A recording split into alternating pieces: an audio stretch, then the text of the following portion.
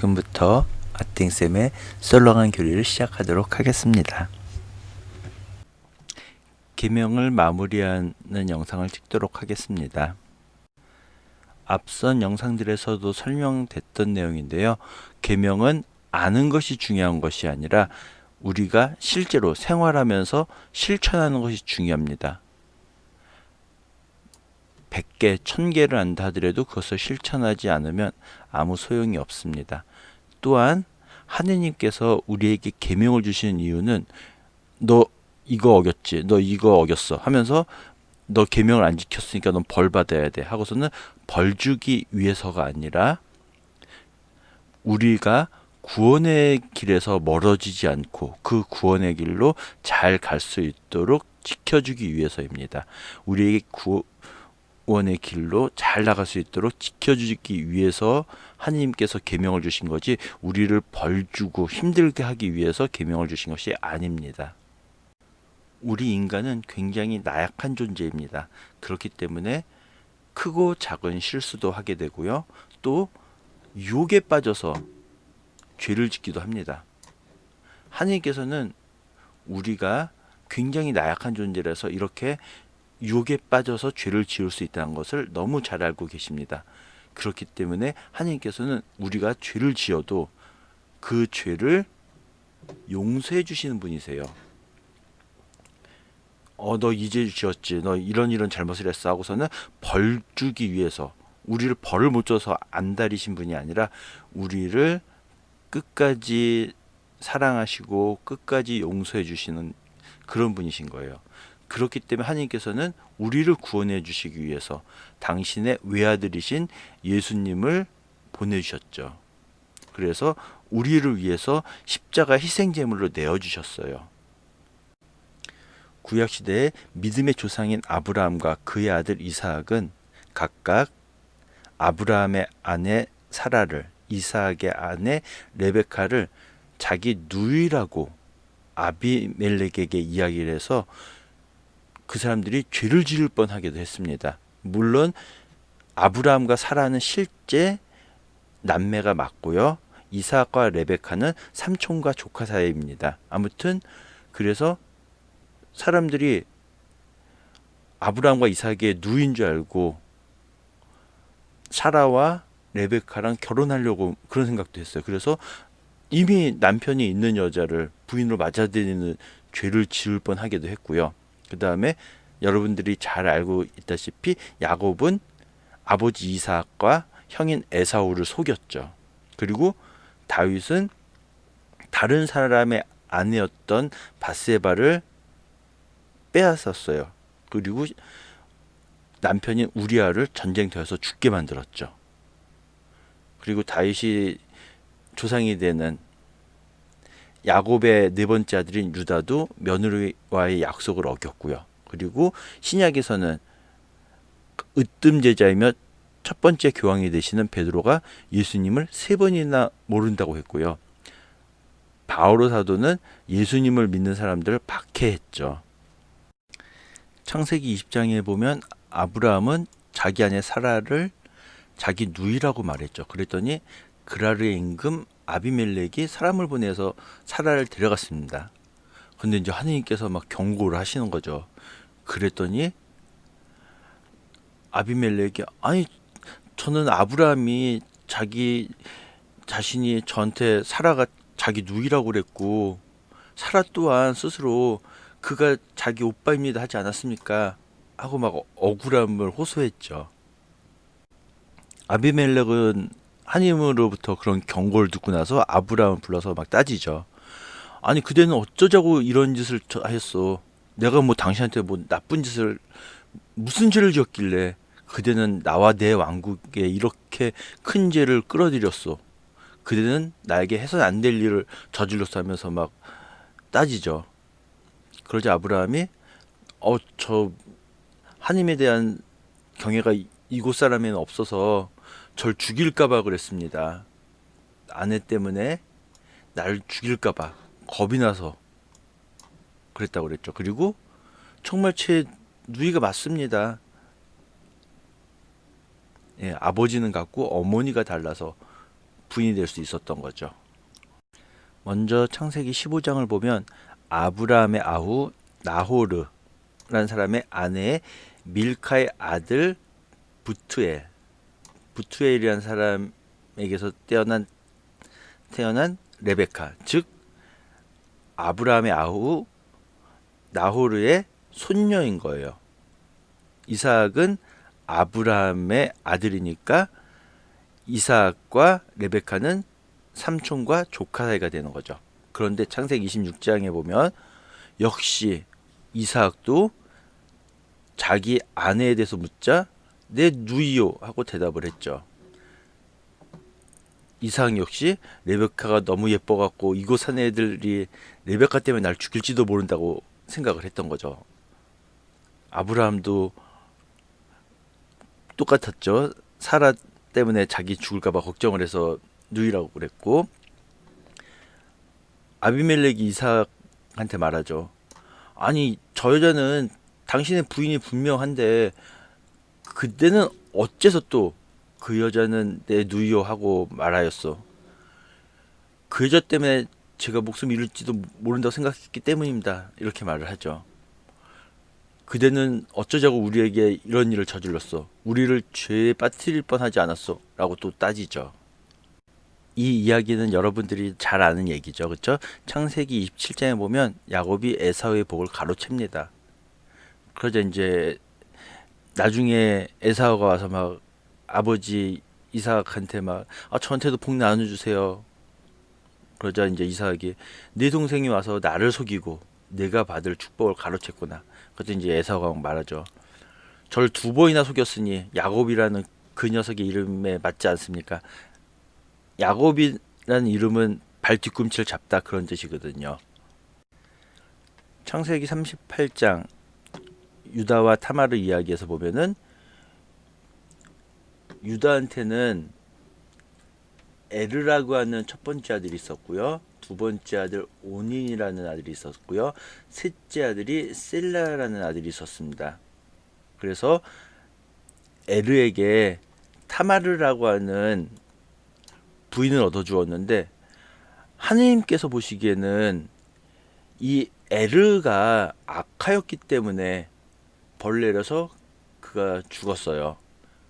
근데 오난 역시도 하느님 보시기에 악했기 때문에 오난도 죽게 되었어요. 그런데 유다는 그런 이유를 모르는 까닭에 저 타마르라는 며느리랑 같이 있으면은 내 아들들이 죽네. 셀라까지 죽으면 어떡하지? 걱정이 돼서 유다는 자기 며느리인 타마르에게 말했어요. 내 아들 셀라가 클 때까지 너는 친정에 돌아가 과부로 살고 있어라. 속으로는 이 아이도 제 형들처럼 죽어서 안 되지. 자기 아들이 걱정이 됐던 거예요. 그래서 타마르를 친정으로 보내버린 거죠. 나중에 자기 며느리가 임신했다는 소문을 듣고서는 아니 남편이 지금 친정원에서 남편과 같이 살고 있지 않은 상태잖아요. 그래서 끌어내서 화형에 처해라 라고 했어요. 그때 타마르가 저는 이 물건의 임자의 아이를 배웠습니다 하고서는 유다의 물건을 보여줘요. 그랬더니 유다가 그것을 살펴보더니 내가 그 애를 내 아들 셀라에게 아내로 주지 않았기 때문이다 라고 하면서 타마르를 풀어주게 되죠. 전 영상에서 살펴봤던 다윗이 밧세바를 차지하는 내용이죠. 분명히 밧세바는 우리아라는 사람의 아내입니다. 그런데 다윗이 그 여자를 임신시키고 나서 히타이트 사람 우리아를 죽게 만들죠. 그래서 편지를 써서 가장 전투가 심한 곳에 배치했다가 후퇴해서 그가 죽게 하여라 라고 해서 결국 우리아는 죽게 됩니다. 여러분들도 잘 알고 있는 베드로가 예수님을 모른다고 하는 내용이죠. 베드로는 예수님이 붙잡혀 계실 때 사람들이 당신도 저 예수라는 사람과 한 팩 아닙니까? 그러니까 무슨 소리예요? 저는 무슨 말인지 모르겠어요. 또 물어보니까 이번에 맹세까지 하면서 나는 그 사람을 알지 못해요. 그 다음에 마지막으로 이번에는 이게 거짓말이면 난 천벌까지 받겠다면서 맹세하면서 나는 그 사람을 알지 못하오 라고 하면서 세 번이나 예수님을 모른다고 부정하게 됩니다. 사도행전에 보면 스테파노 교회에서 최초의 순교자죠. 스테파노가 순교할 때 사울이라는 젊은이가 있었고요. 이 사울이라는 젊은이는 스테파노 죽인 일에 찬동하고 있었어요. 그리고 사울은 교회를 없애버리려고 집마다 들어가서 남자든 여자든 끌어내서 감옥에 넘겼죠. 사도행전 9장에 보면 사울이 회심하는 내용이 나옵니다. 사울이 도덕적으로는 나쁘게 살지 않았기 때문에 회의 계란말보다는 마음을 돌려서 교회를 박해하다가 이제 예수님 위해 살기 시작하는 회심이라는 표현이 더 맞는 것 같습니다.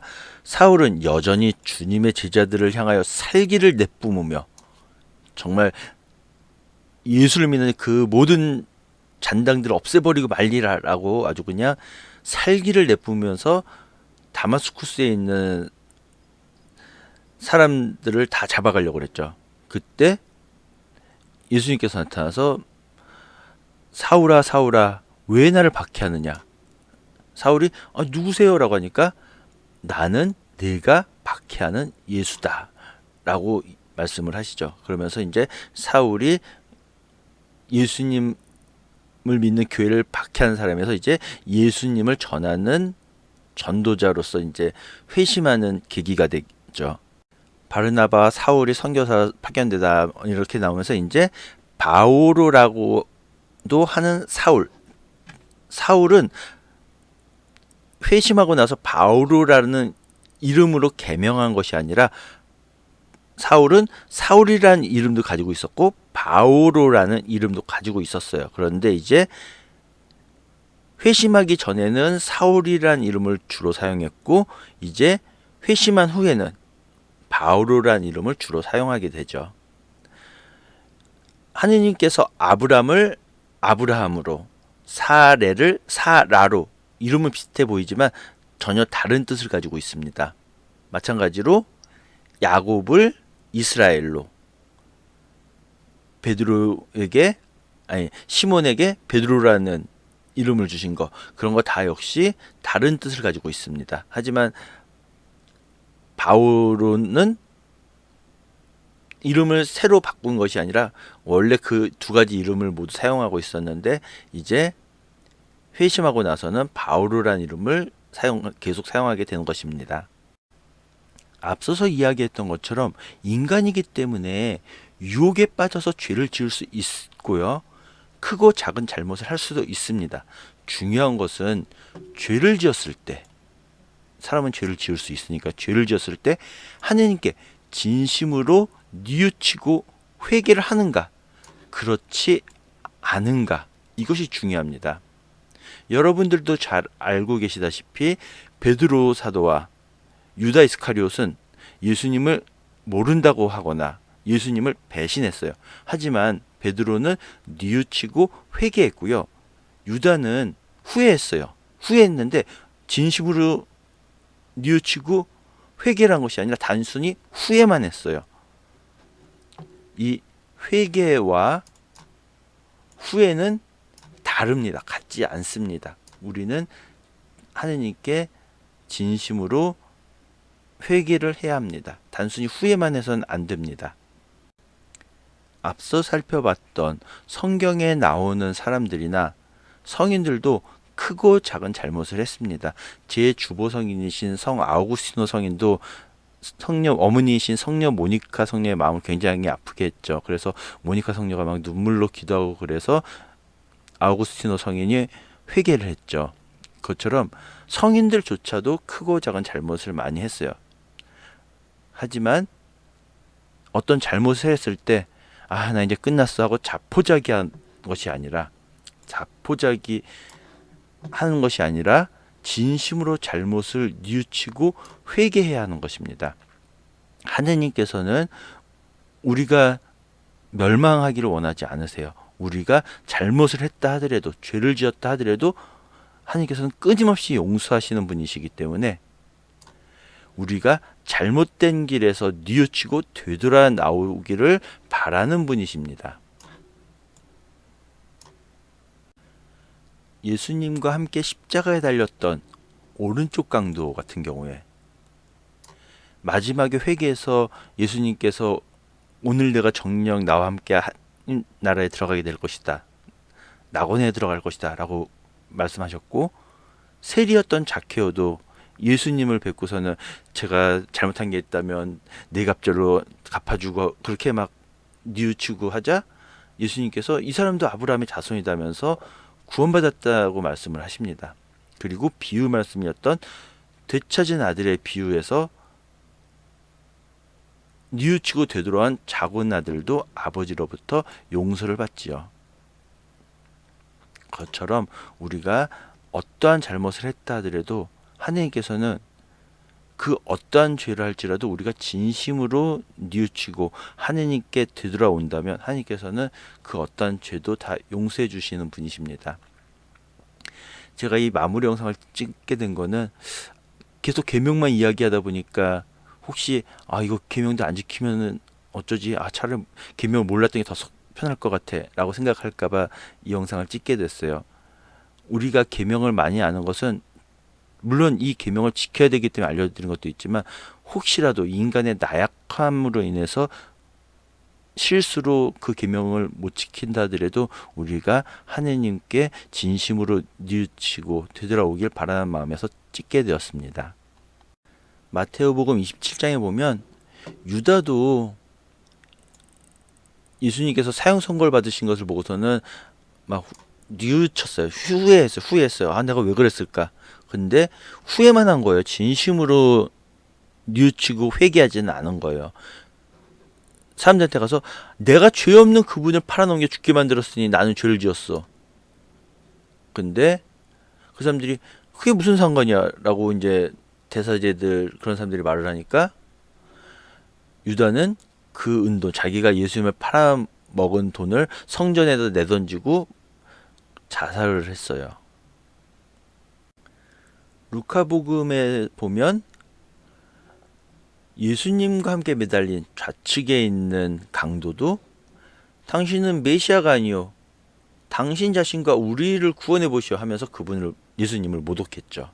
그러자 오른쪽에 있는 강도 한 명이 우리야 당연히 우리가 저지른 나쁜 짓에 합당한 벌을 받는 거지만 이분은 아무런 잘못도 하지 않으셨다라고 하면서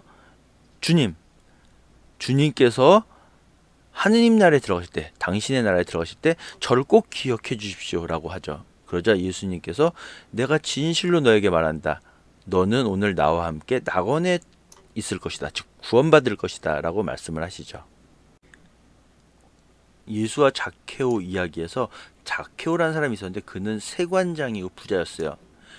그 당시에 세리의 우두머리를 세관장이라 부르는데 그 당시 세리는 로마를 위해서 일을 했어요. 우리나라로 따지면 우리나라 일제강점기 때 일본을 위해서 앞장선 일본 앞잡이라 볼 수 있는 거예요. 그래서 이스라엘 사람, 유다인들은 세리를 굉장히 싫어했어요.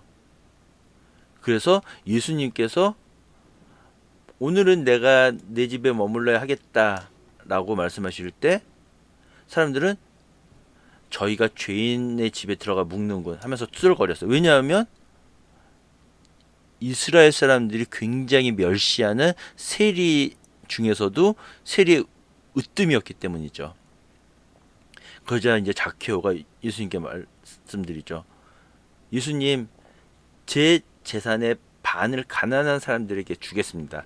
그리고 제가 다른 사람의 것을 횡령했다면, 즉 10만 걷어내면 되는 것을 제가 10 이상을 받아냈다면 그 금액의 4배로 갚겠습니다 라고 말을 하죠. 그러자 예수님께서 오늘 이 집에 구원이 내렸다. 이 사람도 아브라함의 자손이기 때문이다 라고 말씀하셨죠. 그러면서 예수님께서는 사람의 아들, 즉 예수님은 잃은 사람들을 찾아서 구원하러 왔다. 즉 죄짓고 그런 사람들이 죄를 뉘우쳐서 하느님 나라에 들어갈 수 있도록 해주기 위해서 왔다라고 말씀하십니다. 되찾은 아들의 비유에서 보면 두 아들 중에서 작은 아들이 아버지 저한테 돈을 주세요 라고 해서 아버지가 돈을 주니까 작은 아들은 자기 것을 챙겨서 먼 고장으로 떠나죠. 그리고서는 그곳에서 방탕한 생활을 하게 돼요. 그런데 이제 재산이 떨어지고 그러자 아버지 집에서 굶어 죽지 않으면서 이제 아버지 집으로 이제 되돌아오게 되죠. 그러자 아버지가 그를 보고 가엾은 마음이 들었죠. 작은 아들이 아버지께 말하죠. 아버지, 제가 하늘과 아버지께 죄를 지었습니다. 저는 이제 아버지 아들이라 불릴 자격이 없습니다. 그랬는데도 아버지는 내 잃었던 아들, 죽었던 아들이 다시 살아왔어 하면서 잔치를 벌리죠. 나의 아들은 죽었다가 다시 살아났고 내가 잃었다가 도로 찾았다. 그래서 즐거운 잔치를 벌이기 시작했죠. 그러자 이제 큰아들이 돌아왔는데 무슨 잔치가 벌어지는 거예요. 무슨 잔치 소리, 노래 소리 막 그런 소리 들으니까 이게 뭔 일이 하고 물어보니까 동생이 돌아왔다고 아버지께서 잔치를 벌인대요.